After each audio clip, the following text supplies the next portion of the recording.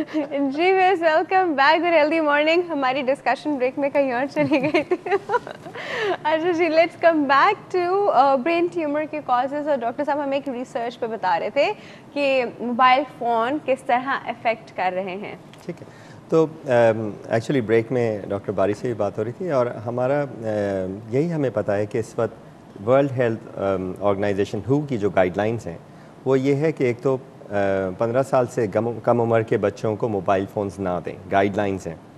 और अगर दे रहे हैं तो सिर्फ एक दिन में आधे घंटे से ज़्यादा इस्तेमाल नहीं करें, एक वक्त में 20 मिनट से ज़्यादा की कॉल नहीं करें, ये रिकमेंडेशन है। उनकी ये रिकमेंडेशन है कि अगर आप कहीं लैंडलाइन पे मौजूद हैं तो अपने दोस्त को वो नंबर दे दें और वो नंबर इस्तेमाल कर लें। और ये सारे पेरेंट्स के लिए इंपॉर्टेंट है। कंसंट्रेशन, हेडेक, माइग्रेन और may be problems in future with the brain. एक मिनट, आपने कहा कि 15 साल से कम उम्र के बच्चों को, तो क्या Growing उस वक्त brain. वो कुछ ज़्यादा ही वो प्रोन होते हैं? हाँ, इसलिए क्योंकि हम कह रहे हैं ग्रोइंग ब्रेन। ठीक है, अब अगर ग्रोइंग ब्रेन तो 2 साल में कम हो गया, नहीं ऐसा नहीं होता। उसके बाद उसकी फिजियोलॉजी बढ़ रही होती है, मे बी एनाटमी के अंदर हम वहाँ, लेकिन उसके फंक्शंस उसके बाद बढ़ रहे होते हैं। वो टाइम होता है कि आप मैक्सिमम गेन कर रहे होते हैं, मैक्सिमम चीज़ें इनटेक कर रहे होते हैं। It's been shown and proven कि एक सेट्स स्टूडेंट्स को लिया गया और उनके पास मोबाइल फ़ोन ऑन करके रख दिया गया, और दूसरे सेट्स स्टूडेंट्स को लिया गया, मोबाइल फ़ोन उनके पास रखे गए, ऑन नहीं किए गए। तो there was a difference in concentration outcome in both sets of patient students. तो हमें ये मालूम है और ये बातें कि कई तरीके से हमने शो किए हैं कि कुछ ना कुछ ज़रूर है, तो इसलिए एहतियात लाजमी है। WHO इस वक्त ये कह रहा है कि हमारे पास प्रूवन नहीं है कि ये ब्रेन ट्यूमर कॉज करता है। जो नॉर्वे की बड़ी स्टडी जिसने शो किया था कि इंसिडेंस थोड़ा ज़्यादा है, उन्होंने कहा कि जो राइट हैंडेड लोग थे उन पर राइट साइड पे यहाँ ट्यूमर देखे गए, जो लेफ़्ट हैंडेड लोग थे उन पर लेफ़्ट साइड पे यहाँ। तो आप मोबाइल फ़ोन जब उठा रहे थे और जिस हाथ से और यूज़ कर रहे थे और कितने अर्से यूज़ कर रहे थे, उस हिसाब से उन्होंने ये देखी, लेकिन उसके बावजूद प्रूव नहीं हुई ये बात। मैंने एक गाइडलाइन पढ़ी थी कि मोबाइल फ़ोन जो है आप हमेशा लेफ़्ट साइड से उठाएं, राइट से नहीं उठाएं, मतलब कान के पास। तो क्यों, व्हाई इज दैट सो? मतलब कोई एक्सप्लेनेशन नहीं लिखी थी वहाँ पे, लेकिन ये बात लिखी। नहीं, ये WHO की गाइडलाइंस हैं, ये भी मौजूद है और वो इसीलिए मौजूद है। वो ये कहते हैं कि राइट हैंडेड लोग लेफ्ट साइड को यूज़ करने की कोशिश करें, because invariably you going to use the right side. दूसरे फिर कहा गया कि अगर आप मोबाइल फ़ोन यूज़ ही करना है आपने, तो आप वायर लगाकर और यूज़ करने, don't bring the phone close to your ear. Hands free के अंदर भी प्रॉब्लम है कि उतनी ही रेडिएशन आ रही है और ये अल्ट्रासोनिक वेव्स हैं। हैंड्स फ्री के अंदर radiation, like headphone, ultrasound waves हैं जिसकी मदद से आप कैच कर रहे हैं और ट्रांसफ़र कर रहे हैं। तो हैंड्स फ्री में भी उतना ही प्रॉब्लम है। I'm not talking about the Bluetooth device. I'm talking about नहीं, I'm talking about hands free की बात करें, तो इसीलिए कह रहे हैं वायर लगा। WHO की रिकमेंडेशन में कि वायर यूज़ कर लें, वो बेहतर है। वो हैंड्स फ्री वायर के साथ ही तो लगा होता है मोबाइल फोन। हाँ, I suppose you are right. Hands free के मतलब हाथ इस्तेमाल, बस वो वायर्ड हो, कानों में बस वायर्ड हो, वो इम्पोर्टेंट लगी है कानों में, तो वो लगी होती है, वो बिल्कुल, वो I think that is recommended. तो ये हमें फिर एनवायरनमेंट में और चीज़ें हैं, जैसे बड़ी लैंडलाइंस जा रही हैं, आपके मोबाइल फ़ोन के बड़े टावर लगे हुए हैं जगह जगह, ये हैं रेडिएशन का एनवायरनमेंट, आयनाइजिंग। किसी को रेडिएशन मिली हुई है, फॉर एग्जांपल खुदा न खास्ता किसी को कोई ट्यूमर हो गया है यहाँ पर स्किन पर और उसको रेडिएशन मिली, उनका रिस्क कहीं ज़्यादा है। किसी को कीमोथेरेपी मिली हुई है, उनका रिस्क कहीं ज़्यादा है। फिर उसके बाद और खाने पीने की चीज़ें हैं जो कि हम बेहतर करके रिस्क कम कर सकते हैं या प्रूव कर सकते हैं कम किया। फॉर एग्ज़ाम्पल इवन जो ख़वातीन प्रेगनेंसी में, अभी एक इनफैक्ट ये इस महीने के न्यूरोसर्जरी में है ये आर्टिकल, कि जो ख़वातीन ने प्रेगनेंसी के दौरान हेल्दी डाइट ली, फ्रूट ज़्यादा इस्तेमाल किए, वेजिटेबल ज़्यादा इस्तेमाल किए, उन लोगों में उन बच्चों में आगे चलकर ट्यूमर का इंसिडेंस कहीं कम था दूसरे से। लेकिन चूँकि वो इतने कम नंबर थे तो स्टैटिस्टिकली सिग्निफिकेंट नहीं था, लेकिन फिर भी नंबर कम थे। तो हमें ये पता है कि ये सारी चीज़ें इफ़ेक्ट करती हैं। डाइट हमारी इफ़ेक्ट करती है। सिगरेट स्मोकिंग बहुत बड़ा फैक्टर। जी हाँ, अस्तगफिरुल्लाह, अनफॉर्चुनेटली लंग जब करती है तो लंग से घूम कर आती है। उसके अलावा और भी चीज़ें रिस्क बढ़ाती चली जाती। फिर जेनेटिक फैक्टर्स हैं। अब जीन्स के अंदर हमारा जो क्रोमोसोम का जो पैटर्न है जीन्स का, वो 23 उसके पेयर्स होते हैं। तो उसमें से ख़ास पहला 19 और 22 जो पेयर है, अगर उसमें एबनॉर्मेलिटीज़ हों तो वो एबनॉर्मेलिटीज़ हमारा रिस्क 30% बढ़ा देती हैं of having a brain tumour. फ़ायदा भी करती है, क्योंकि अगर वो एबनॉर्मेलिटीज़ वाले ट्यूमर डिटेक्ट करें हम, तो उनका बाद में ट्रीटमेंट के साथ कंप्लीट क्योर कहीं ज़्यादा है, कंपेयर टू दूसरे जिनके अंदर ये एबनॉर्मेलिटीज़ के बगैर। सही। अच्छा, अभी डॉक्टर साहब उन्होंने कहा कि हम लोग ऐसी इन्वायरमेंट में रह रहे हैं कि मोबाइल फ़ोन की रेडिएशन सारा वक्त हमारे अराउंड में है, हम सब के मोबाइल फ़ोन इस वक्त ऑन है एंड कोई भी फ़ोन आएगा, सिग्नल आएगा तो वो सिग्नलिंग, बल्कि इनफैक्ट अगर कोई चीज़ माइक या ऐसा चीज़ पास रखी हो तो we can even hear the toot toot toot toot टुट आवाज़, दैट मीन्स कि वो उसके सिग्नल्स जा रहे हैं। इसी तरह अब हम लोगों के घरों में भी, बाहर तो चलो कॉमन था ही, घरों में भी हम लोग के वाईफाई सिस्टम्स ऑन होते हैं सारा वक्त, even that is radiation, even that is wireless. तो क्या ये हर चीज़ which is wireless is dangerous? देखिए, ये जो चीज़ अभी तक प्रूफ नहीं हो सकी, जैसा कि आपने कहा है, it has been people are using it, there एक एनवायरनमेंट से 100% जिससे ब्रेन ट्यूमर्स होते हैं वो आयनाइजिंग रेडिएशन है। उसका तो हमें पता है कि आयनाइजिंग रेडिएशन हुई हो किसी बच्चों को तो उनको बाद में ब्रेन ट्यूमर्स हो जाते हैं। इसके अलावा बाकी चीज़ें सारी प्रूवन नहीं हैं, तो it's not all doom and gloom. अगर इनका कोई रिस्क है भी तो it's very very very minimal. People have been all over the world using the mobile phones.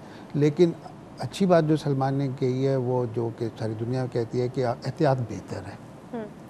You know, may be 20 years down the road हमें पता चले कि भाई ये तो वाकई ये चीज़ जो थी बिल्कुल सही थी, तो इससे बेहतर है कि बच्चों में तो हमें एहतियात करनी चाहिए। इस किस्म की जितनी भी हाई टेंशन वायर्स हैं, कोई भी रेज हैं, excess of everything is bad. तो इट इज़ बेटर कि स्पेशली बच्चों में, चिल्ड्रन में जिनके ग्रोइंग ब्रेन हैं, उनको प्रोटेक्शन मिलनी चाहिए। बच्चों को के पास मोबाइल फ़ोन कम से कम होने चाहिए, उनका कम से कम इस्तेमाल होना चाहिए। एक तो जैसे कि है कि उनकी कंसंट्रेशन डिवाइड होती है। आपके पास फ़ोन हो, दिमाग आपका होता है, मैसेज आ जाए आप फ़ौरन देखना शुरू कर देते हैं, तो आप जो फुल कंसंट्रेशन के साथ ये नहीं करते। सेकेंडरी, चाहे थोड़ा सा भी शक है तो हम क्यों रिस्क लें। सर, कोई मेडिसिन भी ऐसी है जो ये करवा सकती हैं, या कुछ हैबिट्स ऐसे हैं जो ये करवा सकती हैं?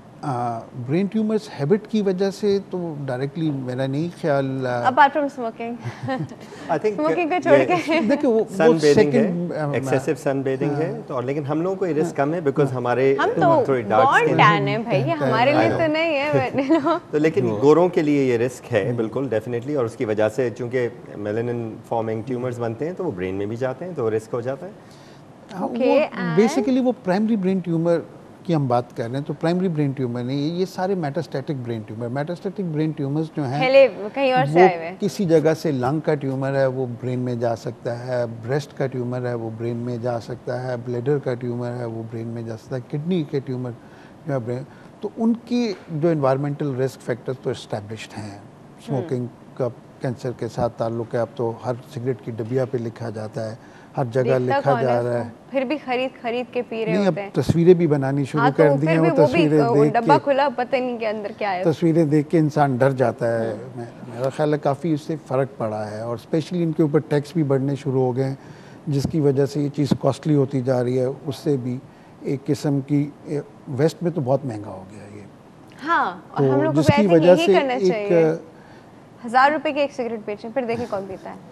जितना महंगा कर देंगे उतना हम लोग थोड़ा कम से कम डेफिनेटली। हैबिट्स की जहाँ तक बात है, मैं खाली ऐड कर दूँ यहाँ, healthy lifestyle will protect you from tumour. It's been shown all along कि अगर आप डेली वॉक करें, एक्सरसाइज करें, जॉगिंग करें और इन चीज़ों से अवॉइड करें तो हेल्दी लाइफस्टाइल। ये भी कहते हैं कि एंटीऑक्सीडेंट्स डाइट में बिल्कुल, हमेशा रखें, और तो डाइट जो है, डाइट के अंदर आपसे जैसे बादाम है, आपके ये अखरोट वगैरह हैं, कीवी है, एप्पल है, बनाना है, ये सब एंटीऑक्सीडेंट्स हैं। ठीक है, तो हमारे पास तो अल्हम्दुलिल्लाह कितनी चीज़ें अवेलेबल हैं एंटीऑक्सीडेंट्स की सूरत में जो कि हम ले सकते हैं। उसके अलावा तो एंटीऑक्सीडेंट्स अब तो आपको ओवर द काउंटर भी मिल जाते हैं। हाँ, तो आई थिंक आप बहुत चीज़ें यूज़ कर सकते हैं। फॉर्म में लेने से ज़्यादा अच्छा है हम नेचुरल फॉर्म में। I agree. तो लेकिन ये एक्सरसाइज और अगर ये दोनों चीज़ें रखें, हेल्दी डाइट रखें, अवॉइड करें जो रिस्क फैक्टर्स हमें पता है कि कुछ कर सकते हैं, तो देयर इज़ अ चांस कि जिस तरह से हार्ट के लिए है कि हार्ट अटैक्स कम हो गए, पूरी दुनिया में लोगों ने शो किया कि वो कम कर पाए हैं इनसे ओवरऑल इंसिडेंट्स को। अच्छा सर, ब्रेन को कॉन्स्टेंटली स्टिमुलेट करना फॉर कंसंट्रेशन या फॉर मेमोरी पर्पस, फॉर ऐसे ये चीज़ें भी एग्रीवेट कर सकती हैं tumour? Actually that's good for the brain. The more you aggravate it, the more better it works. वो ग्रो नहीं करते ब्रेन सेल्स, लेकिन ब्रेन सेल्स का फंक्शन बेहतर होता चला जाता है। हाँ बट टेम्पररी ना। नहीं, लेकिन कोई साइड इफेक्ट्स नहीं है उसके। आप it's good that you use it. आपको अल्जाइमर वगैरह नहीं होगी, आप बहुत जल्दी बिकॉज कुछ ऐसी मेडिसिन आती हैं, I will not take the name, जो आपकी मेमोरी इन्हांस करने के लिए यूज़ होती हैं, और आपको पता ही वो गिनको और इस तरह की जो उसमें केमिकल्स यूज़ होते हैं, वो तो आगे जाके आपका मतलब if you stop using them, student use कर रहे होते हैं जब वो पढ़ रहे होते हैं अपनी मेमोरी के लिए कि उनको याद अच्छा रह जाता है, पर after exams after everything when they stop it, इस तरह के एक्सपोजर से उनके ब्रेन सेल्स डैमेज नहीं होंगे। स्पेसिफिक टाइप की टैबलेट्स बात करें, नाइट्राइट्स या नाइट्रेट्स जिसमें एडेड होते हैं, वो इसी तरह से जो कि जैसे प्रोसेस्ड मीट होता था पुराने ज़माने में, यूरोप में सारा प्रोसेस्ड पोर्क वगैरह इस्तेमाल होता था और उसकी वजह से इंसिडेंट्स कहीं ज़्यादा थे। तो यही चीज़ नाइट्राइट्स और नाइट्रेट्स के साथ हैं कि उसमें कुछ अच्छे हैं कुछ बुरे हैं। जो सब्जियों में होते हैं वो अच्छे हैं, और जो ये हमारे इस किस्म की दवाइयों में ऐड हुए हुए होते हैं जिनका कोई मॉनिटरिंग नहीं होती, तो उनमें रिस्क बिल्कुल बढ़ जाते हैं। आई थिंक वो मुनासिब नहीं है। ठीक है जी। अच्छा सर जी, thank you so much for coming, thank you so much for coming doctor साहब, thank you so much for coming. आप दोनों के आने का बहुत बहुत शुक्रिया, क्योंकि प्रोग्राम का टाइम बिल्कुल ख़त्म हो गया, ओवर हो गया इनफैक्ट। और व्यूअर्स, यहाँ पर आप हमें ईमेल कर सकते हैं healthymorning@health-tv.tv, और फेसबुक पे जो हमारा पेज है healthy morning with doctor Rafia का पेज है, वहाँ पर आप आके हमसे बात करते हैं। अभी के लिए आप हमें देंगे इजाज़त, इंशाल्लाह मंडे के दिन हम आपसे फिर मिलेंगे। हेल्थ टीवी देखते रहिएगा। अच्छी बातें जो आपने सीखी हैं आज और सीखते रहते हैं, वो आगे ज़रूर बताइएगा, अपने तक नहीं देखे ज़रा अपने तक लिमिट करके नहीं रखिएगा। अच्छा जी, मंडे के दिन हम आपके सामने लाइव हाजिर नहीं होंगे, मंडे के दिन रिकॉर्डेड शो होगा, लेकिन हम हाजिर ज़रूर होंगे। ठीक है जी व्यूअर्स, यहाँ पे आप दीजिए हमें इजाज़त, इंशाल्लाह आपसे फिर मिलेंगे। अल्लाह हाफ़िज़।